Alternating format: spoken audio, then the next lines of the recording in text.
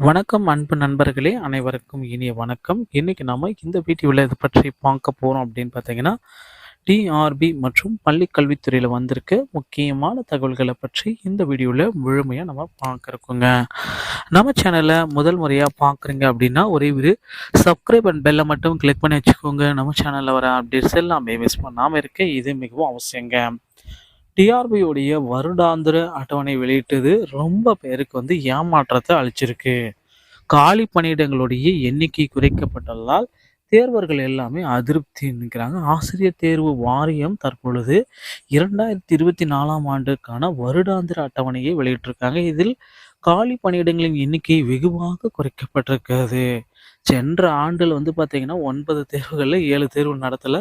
ஆனால் இந்த ஆண்டு 7 தேர்வு தான் கொடுத்துருக்காங்க. அதில் ஒரு தேர்வாவது வைப்பாங்களான்றதே சந்தேகத்தில் தான் இருக்குது. தமிழக கல்வித்துறையில் பள்ளி கல்வி ஆசிரியர்கள், கல்லூரி விரிவுரையாளர்கள், உதவி பேராசிரியர்கள், வட்டார கல்வி ஆசிரியர்கள் உள்ளிட்ட பணிகளில் ஏற்படும் காலியிடங்களை ஆசிரியர் தேர்வு வாரியம் போட்டித் தேர்வு மூலம் நிரப்படும். இதற்கிடையே ஓராண்டில் என்னென்ன தேர்வுகள் நடத்தப்படும் அப்படின்ட்டு ஆனுவல் பிளானர் வெளியிட்டாங்க.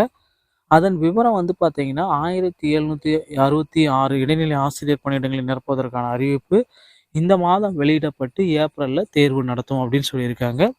இது தவிர மாநில கல்வியியல் ஆராய்ச்சி பயிற்சி நிறுவனத்தில் 139 விரிவுரையாளர்கள் தான் எடுத்துக்கும் அப்படின்றத சொல்லியிருக்காங்க. இதற்கிடையே கடந்த ஆண்டு வெளியிட்ட டிஆர்பியுடைய தேர்வு கால அட்டவணையில் 9 அறிவிப்புகள் இடம்பெற்றிருக்கின்றன. அதில் 2 தேர்வு மட்டுமே நடத்தப்பட்டது.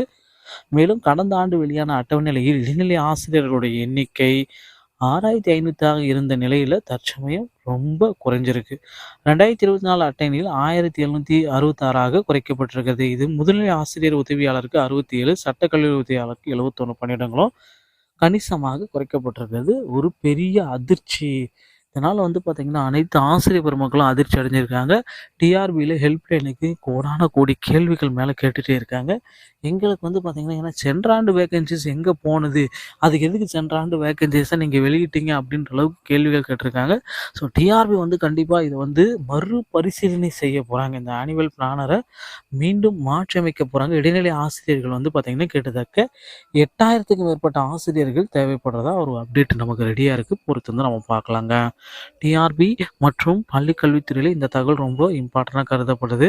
இன்றைக்கி பார்த்தீங்கன்னா அந்த 400 ஆசிரியர்களுடைய வழக்கு இறுதி தீர்ப்பு இன்னும் சற்று நேரத்தில் வெளியிட போகிறாங்க. அதற்குண்டான அப்டேட்டு லைவ் சேனலாக நம்ம சேனலில் உங்களுக்கு தெரிவிக்கப்படுங்க. டிஆர்பி மற்றும் பள்ளி கல்வித்துறை சொந்தமான செய்திகள் அனைத்தையும் உடனுக்குடன் பெற நம்ம சேனலோடு இணைந்திருங்கள். நன்றி, வணக்கம்.